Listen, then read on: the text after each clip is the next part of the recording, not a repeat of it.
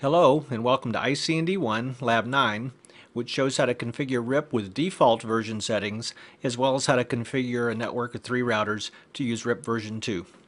For those of you using the Cisco Press exam certification guides, note that the material covered in this video is also covered in the ICND1 books, Chapter 14. This lab has 4 main objectives. First, this lab will examine how to configure the RIP network command, so that by the end of the lab, you'll be able to describe how a router interprets the network command and what it does on each interface that matches the network command. We'll also focus on the Show IP Protocols command, and by the end of this lab, you'll be able to describe some of the key information that you see in the output of that command. Finally, this lab will compare the default RIP behavior in regards to RIP versions and compare that to a router that's been configured to use just RIP version 2. This lab uses 2 main scenario steps to demonstrate RIP configuration. The first step shows how to configure RIP while ignoring the version settings so that a couple of routers are using the default version settings. In the second step, we'll see the effects of the mismatch version settings on the routers that use defaults versus a router that's configured for version 2, and then see the steps to migrate so all routers are using version 2. Let's start step 1 by taking a look at the IP addressing and the topology used for this part of the lab. As you can see, router 1 has a LAN interface with IP address 172.22.11.1, as well as 2 WAN interfaces that are connected up to routers R2 and R3. Additionally, R2 and R3 each have a LAN interface that's been configured with an IP address shown there, and router 2 and router 3 have a serial link between each other. Now, this particular lab starts with all those IP addresses configured, all the interfaces up, and with router 3's RIP configured. Router 1 and router 2, to start this step, do not have any RIP configuration. Next, consider the subnets shown in this figure. This figure will have 6 subnets, and each subnet happens to use a mask of 255.255.255.0. That way the math will be pretty easy and you can focus on the RIP configuration. So in this case, notice the LAN subnets will be 172.22.11, 12, and 13 as shown here. And the 3 serial links will have subnets 172.22.112, 113, and 123. Once RIP is configured and up and working on all 3 routers, each router will have routes to reach all 6 of these subnets. Next, let's take a look at the RIP configuration. The RIP configuration starts out with the router RIP command, which puts you in RIP configuration submode. Then the network command tells the router on which interfaces to enable RIP. However, the network command is a little bit indirect. The network command, as you see here, has one parameter called the network number, and that is the class A, B, or C network number. Now, what the router will do then is interpret that network number and ask itself, which of my interfaces are in that network? For any interfaces that are in that class A, B, or C network number, that router does RIP on that interface. Doing RIP meaning sending RIP updates, listening for incoming RIP updates, as well as advertising about that connected subnet. As an example, consider the RIP configuration shown here, which is the configuration we're about to add to router R1. Notice the network command doesn't list an IP address of an interface, but a class B network number. That's a requirement of the network command. Now router R1 looks at that network command and says, oh, which of my interfaces are in that class B network? And it notices that all 3 of the interfaces shown there are in that class B network. So as you see there, router 1 starts sending RIP updates on all interfaces. Router 1 also listens for incoming RIP updates on those interfaces, as well as advertising about the subnets connected to those interfaces. Next, let's move on to the command line interface portion of step 1 of this lab. We'll start this lab with router 3 configured for RIP, and router 1 and router 2 needing to be configured. Now before we get started, notice if we do the show IP route command on router 1, we see 3 connected routes. Notice the C in the far left hand column, and notice in the legend at the top it says C means connected. So router 1 knows 3 connected routes, but it doesn't have any RIP learned routes that would show up with an R. Now for reference, if we do a show IP interface brief command and look at that output, notice we see a line for our fast Ethernet 00 interface, which is up and has an IP address, and for our 2 serial interfaces, both of which are up and have IP addresses. However, you're probably going to want your booklet open to the reference page that shows IP addresses when you're looking at the command line interface output. Next, let's add the RIP configuration to R1 as we just saw in the previous example. So we'll go into config mode, type the router RIP command, Notice that the config mode prompt has changed to config-router, meaning we're in router configuration mode. And next we'll type the network 172.22.0.0 command and press enter. At this point we've enabled RIP on all three of the interfaces on router 1 because all three interfaces are indeed in network 172.22.0.0. Now let's go confirm that the RIP configuration worked on router 1. If we do the show IP protocols command that you see here and look at the output, there's a few interesting things here. First of all, by default, RIP sends version 1 updates and is willing to receive both version 1 and version 2.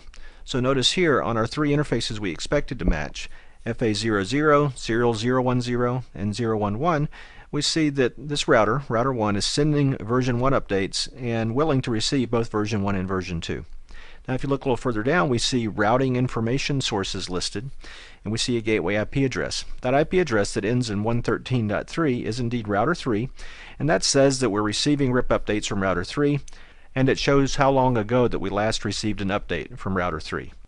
So from this command, we can tell that RIP on router 1 is learning routing information from RIP on router 3. You can also verify that RIP is working on R1 by using the show IP route command. If you look at the output here on router 1, notice now there are two routes that have an R in the left-hand column. That R means that these are RIP learned routes according to the legend information that you see toward the top of the command. Now if you look at both routes carefully, notice there's a via field. That's the router from which this router R1 learned these routes, and the via field points to 172.22.113.3, which is router 3's serial IP address. So this command verifies that R1 is indeed learning RIP information from R3.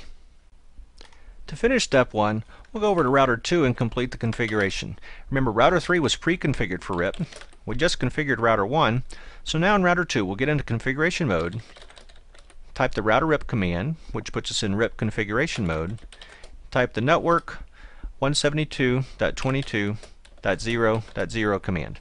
By doing so, we told router 2 to do RIP on all three of its configured interfaces.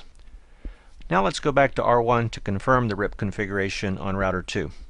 If you look at the output of the show IP route command that you see here, you'll notice that there are 6 subnets shown in the routing table now. The one that was formerly missing before we configured R2, R2's LAN subnet of 172.22.12.0, is highlighted here on the screen. Note also for this route, the via field in that route shows 172.22.112.2, which is router 2's WAN IP address. So in this case, router 1 has indeed learned a route from router 2, as we can see there.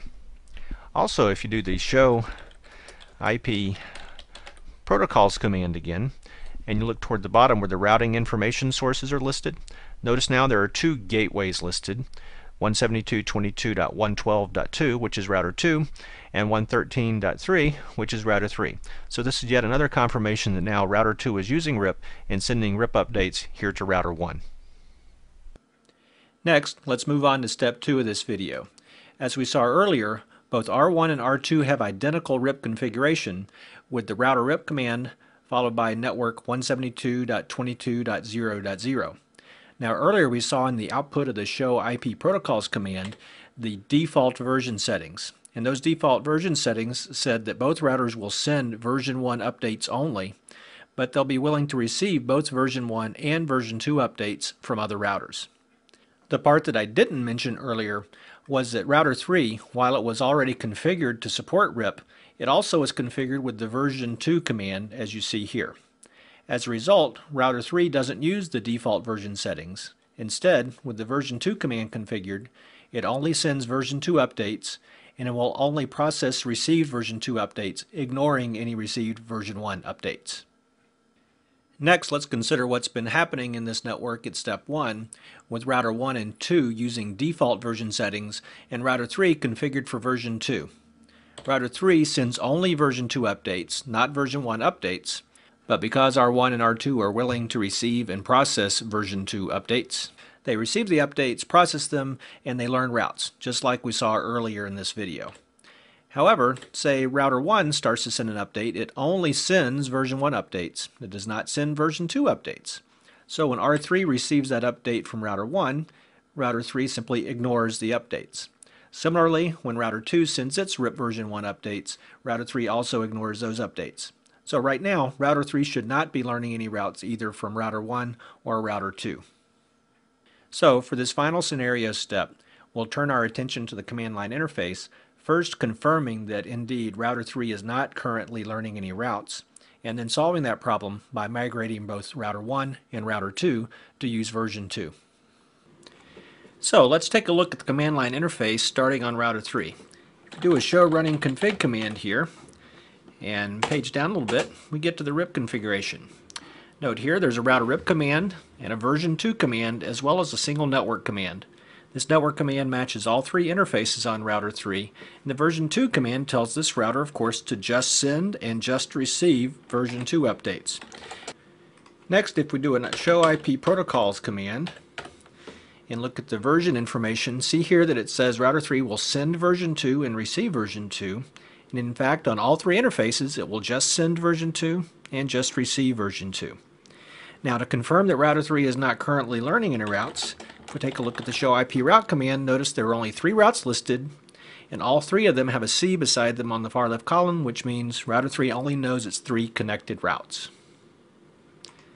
To fix this problem on router R3, we're going to switch back over to router R1 for a moment, and we're going to configure it to use just version 2. To do so, we first get into configuration mode on router R1, then use the router RIP command to get into RIP configuration mode, and then issue the version 2 command.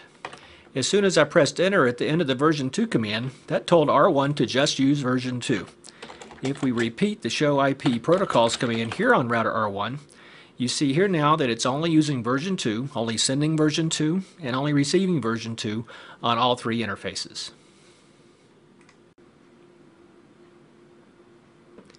At this point, both R1 and R3 are configured to use only version 2. Now we need to complete the process of migrating to version 2 by configuring router R2. So, moving over to router R2, we get into configuration mode, use the router RIP command to get into RIP configuration mode, and simply add the version 2 command. Yet again, the show IP protocols command here on R2 confirms that on all 3 of R2's interfaces, it's only sending version 2 and only receiving version 2.